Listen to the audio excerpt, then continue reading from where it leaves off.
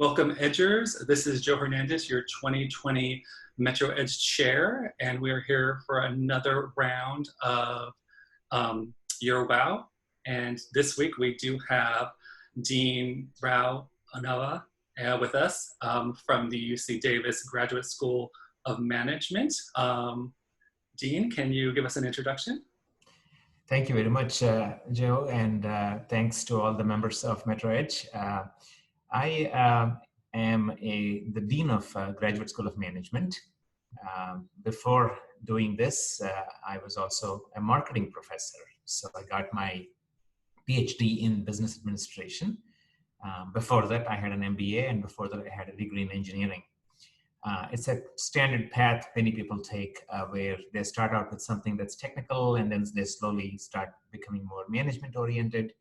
And after doing that, there was a path of going towards more management or maybe getting into academics. I chose the academic path at the time.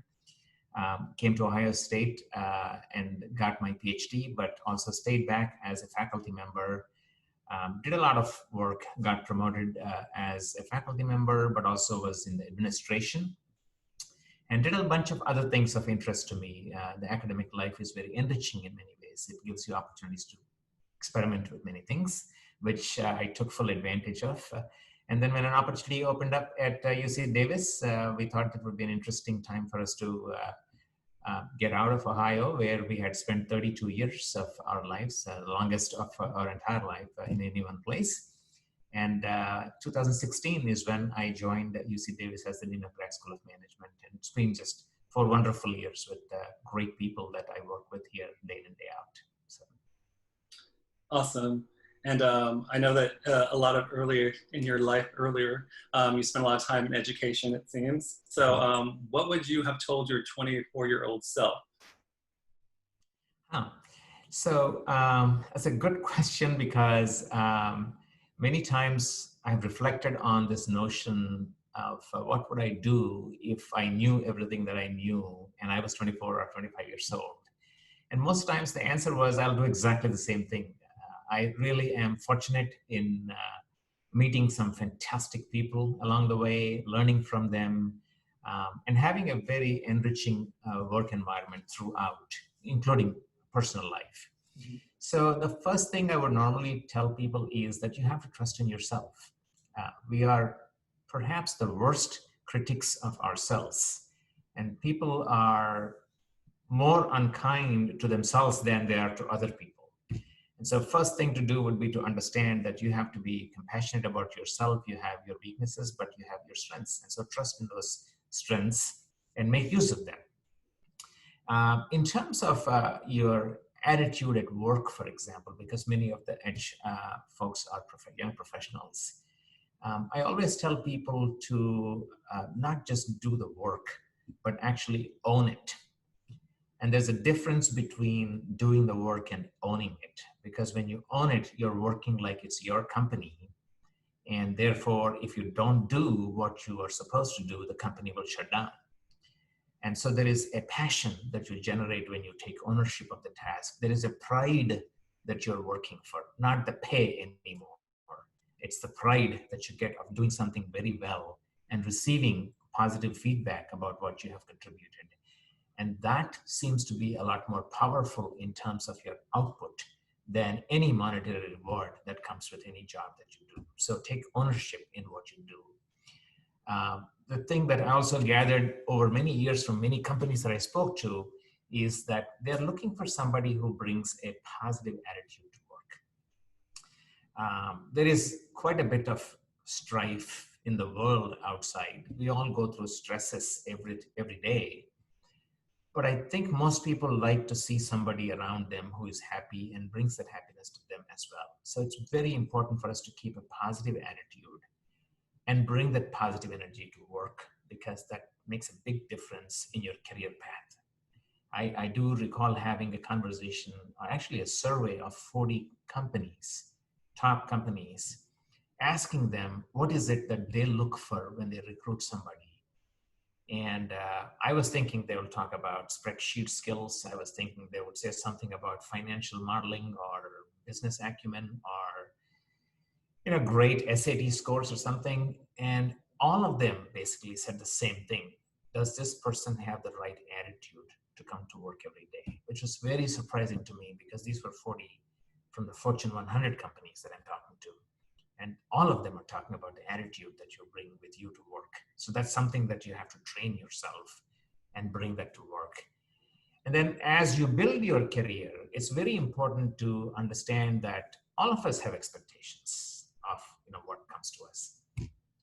And we work based on expectations. We work hard and we expect a reward for that. When we go on a vacation, we expect a relaxing time. So there's always expectations guiding our behavior. However, there's a very simple rule that seems to help in managing expectations, because the biggest source of disappointment in life is expectations that are not met.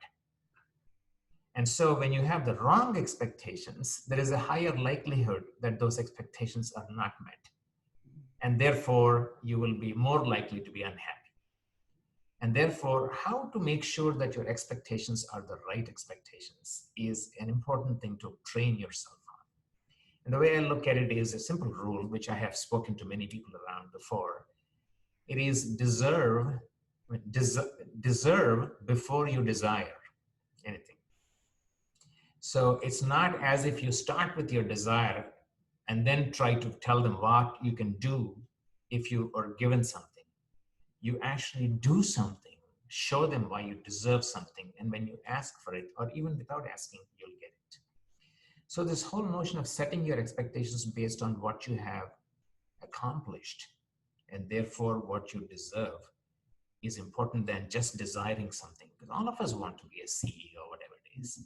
But what have we done to prove that we are going to be a good CEO? So deserve that first by demonstrating it, and then desire it. And you will be given what you're asking for. So these are some very simple things. And the one last thing I want to say to people is, when you're at work, I understand that you have responsibilities and you have to fulfill them. But look at your work as an opportunity to serve others around you. If you take care of other people, things take care of themselves. If you take care of only yourself, it'll be a very long and painful career path that you will follow. So always focus on the people who you're working with and see if you can take care of them, and then everything else takes care of itself. That's what I would tell myself. and that was a knowledge drop right there, honestly. Lots of great advice and tidbits in there, and so appreciate that. So again, early in your career and in your more teenage years and going into your early adulthood, did you have mentors along the way? I'm sure you did. And what were some of the great pieces of advice that they gave you? That's actually one of the biggest blessings of my life. I had some excellent people that I met and benefited from because of their wisdom. And I can't imagine having a life that's as fulfilling as mine has been without them. They were the reason why things became what they did for me. And obviously, as many people would say, my first mentors were my parents. They were the ones who taught me something very simple, and that is, you are given this opportunity to serve other people. Make use of that opportunity, because there is only so much. All of us only have this many hours of sleep. We can only eat that much every day. So there is no real reason for us to continue to do more things for ourselves. There's only so much we can do for ourselves. And therefore, it's actually more fulfilling in life to take that opportunity that we've been given and actually help other people. So that's the first message that has been given to me repeatedly, not only by in the form of words, but also by actions, which is what my parents did most of the time. And then I went along with all this stuff, and then I joined a job, and I had probably the best boss I could ask for in my first job. I was so fortunate to have him as my supervisor. And he basically showed me how important it is to give autonomy to other people to work, but not just give autonomy and let it be. Keep verifying whether they are actually doing something or not. Because giving autonomy serves the individual, but not checking and therefore something getting dropped hurts the organization, and your allegiance is to the organization first because they have put their faith in you when they employed you in that position. So he made sure that the organization never suffered, but he always gave me the freedom to do the kinds of things I was doing, but he was checking constantly to make sure I was not doing something that would hurt the organization. So how to work with people in such a way where you let them be, but you also take care of the organization simultaneously. It's very delicate, but you have to do it, and you practice and you get it. So that was a second mentor that I had. Then I got into my PhD program, and I had my advisor, doctoral advisor, who was just one of those people that had a tremendous impact on me. And from him, I learned that I have to develop the strength to stand by my principles. It's very important because a lot of agony that you experience in any professional career is where you might have to do something sometimes which are against your principles. And how you should have the strength in you to stand up and say that is something that I don't think I would like to do. And make sure that everybody around you understands that, and therefore they can predict those things from you. He taught me how to stand up and be careful about, owning some things, and how to make sure that your principles are always taken care of.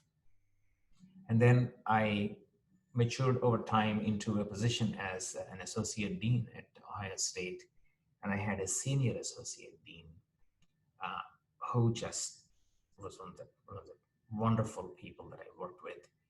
And he taught me how to approach things calmly and ethically. So there is a lot of noise that happens out there, and it's easy for us to react immediately. And there's a difference between reacting and responding. Responding is where you calmly analyze the situation, filter it through your principles, values, ethics, and then come up with what you think you should do. Whereas reacting is immediately saying something based on what you heard. So that doesn't work well. You have to really respond, not react to any of the things. And so he taught me that over a period of time. And then finally, I have actually somebody who helps me interpret some of the scriptures out there to lead a good life. And I think from this gentleman, I learned how to work hard for other people without expecting anything back. That's a very important distinction, because we can always serve other people, but we expect them to help us later. That's what results in loss of friendship sometimes. So he taught me how to do something for other people without expecting anything back. And the most important thing that he taught me was there is a difference between the effort that you put in and the outcomes that you get. The only thing you control is the effort. You don't control the outcome, because there are so many other things that are beyond your control that can make stuff happen. I cannot control COVID-19 from happening. It happened. But I can control what I do in response to that. So he taught me how to differentiate between the two and how to attach my joy in life to the effort and not to the outcome. And when you do that, when you don't accomplish what you want, you don't get down. You just continue the effort because your joy is in the effort. And therefore, that helps me quite a bit in dealing with a lot of things on a daily basis. I definitely liked, and I think that's the first time I've ever heard really the respond instead of react. And I'm, I know it's important to take a moment to really assess before you respond. And so remembering there's a difference between, letting your emotions influence the way you respond to something that's more reaction, it's impulse, and then taking a moment to actually come up with a response that will actually move something forward or whatnot. So I definitely, that rings right now when you say that. In regards to work and life balance, especially with COVID? I mean, how do you approach work-life balance? Do you believe in work-life balance? Some people don't. So how do you approach that? That's an interesting thing because when you say, some people have started calling it life balance. You know, work is part of life. And so there's no real, it's not like work is not life.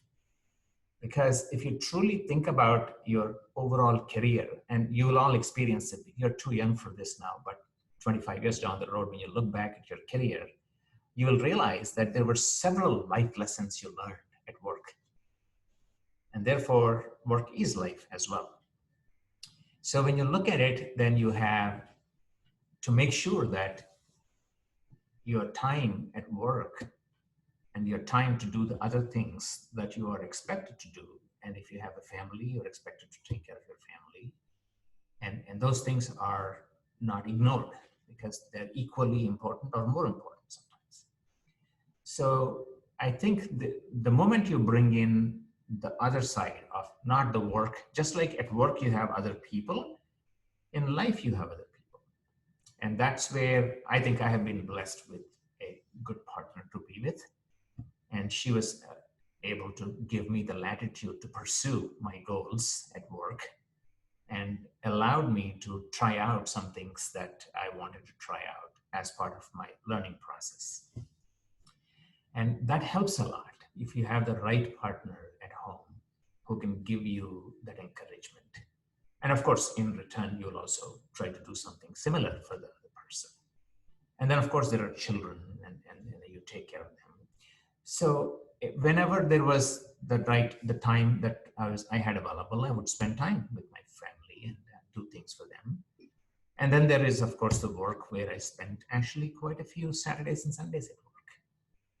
And it was not an easy thing for the family to see me gone on a Saturday when they should be enjoying something. But if you take it on a weekly basis, you may get upset about the fact that I spent my weekend at work. But if you take it more of a yearly basis, you may say, you know what, actually I spent a lot of time, even on Mondays sometimes when I didn't have much to do and I can go home and work from home, I was at home, let's say. So it was a good balance that that we were able to achieve. And I think I would probably tell everybody that don't look at things from a short-term basis. Take a step back and look at your life over a year and say to yourself, am I spending more time than I need to at one place? And maybe do I have to make some adjustments? Because short-term, daily, weekly activities are not indicative of how you really are spending your time.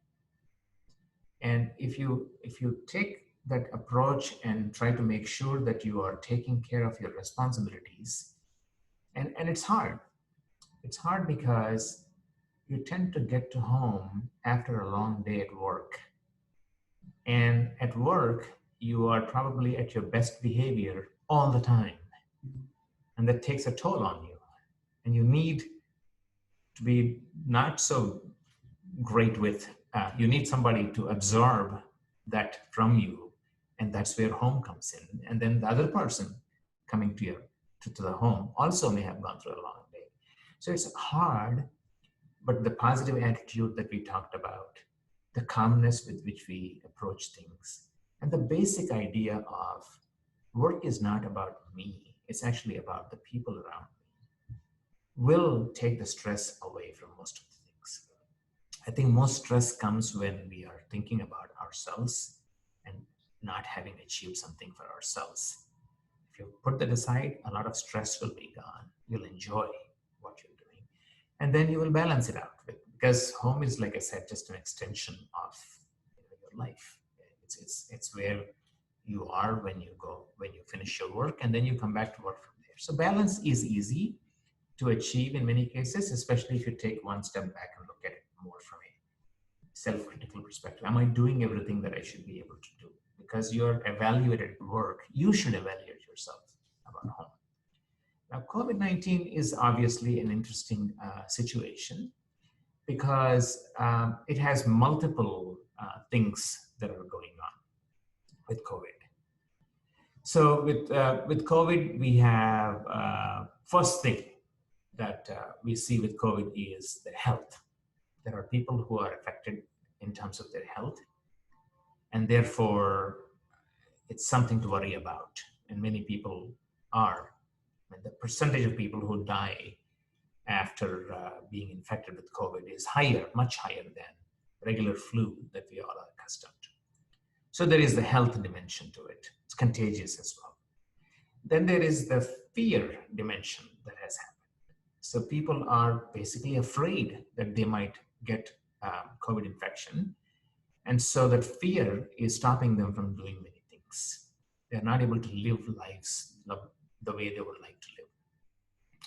Then there is the overall effect on consumption and therefore the economy.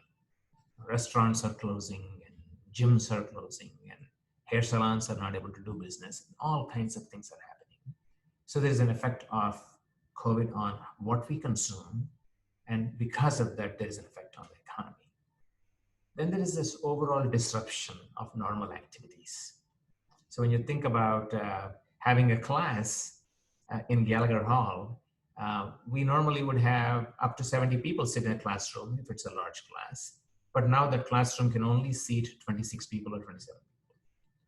So the rest of the people have to come back a second time. And then we have to check their temperatures when they come in. We have to have masks enforced for everybody. We have to clean after one group goes and the second group comes in. The professor has to have a shield in front of his or her face to talk. I mean, this is a huge disruption of how we normally do things. So there is that dimension to the COVID problem. And then there is the effect of the lockdown on people's mental health. Because we are social animals and you take away the social stuff, then you start experiencing some mental issues. All of us feel that loneliness that we go through, and that's problematic. And then there is the general outlook on life itself, because people are looking at COVID and you get this information that we have 150,000 people who died. We have 4 million people close to in USA who have COVID virus. It's not going to go away anytime soon. Forget it, vaccine will be 2 years away. So the outlook on life itself is also changing. So now these are the things that you have to keep at the back of mind when you look at COVID. And those are what you have to address. So you have the same issues being faced by the people you work with, and you have similar issues with your family as well. And how do you figure out what issues are being faced by people and try to work with them to make them feel comfortable? And there are some things which we may not do, but that's not the most important thing. How to accept those things and how to figure out creative ways of engaging ourselves. Birthday parties previously used to be just a WhatsApp message that would say, hey, happy birthday. Now we are all at home. We go on Zoom and celebrate the birthday together in a family. So it actually has increased the amount of family time we spend. So how to start making use of some of these things, as long as everything else is okay, your family is okay, your job is okay, and so on. Well, the problem we face with COVID is some people have lost their jobs. And when they look into the distant horizon, things don't look very good right now.